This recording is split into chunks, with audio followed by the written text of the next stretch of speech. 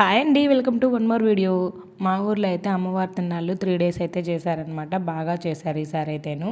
ఈ తిరునాళ్ళు వచ్చి 2008 మే 1న స్టార్ట్ చేశారనమాట. కనకదుర్గమ్మ గుడి కట్టింది, శిల ప్రతిష్ఠ చేసింది. అప్పటి నుంచి ఇప్పటి వరకు కూడా దాదాపు ఇంకా 20 సంవత్సరాలు అవుతుందన్నమాట. బాగా అయితే ప్రతి సమ్మర్లో తిరునాళ్ళు చేస్తూ ఉంటారు. ఇంకా లాస్ట్ 2 ఇయర్స్ నుంచి అయితే ఇట్లాగా పారవేటకు కూడా తీసుకెళ్తున్నారు.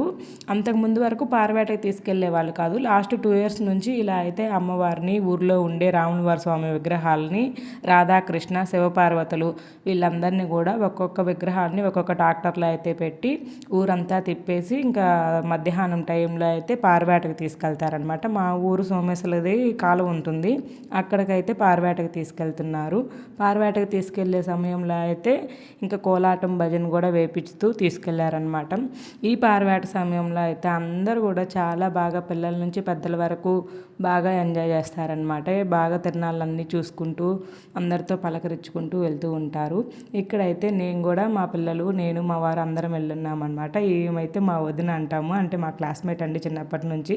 ఆ అమ్మాయి కూడా యూట్యూబ్ ఛానల్ అయితే చేస్తుంది, కార్తిక్ బాక్స్ అని చెప్పి.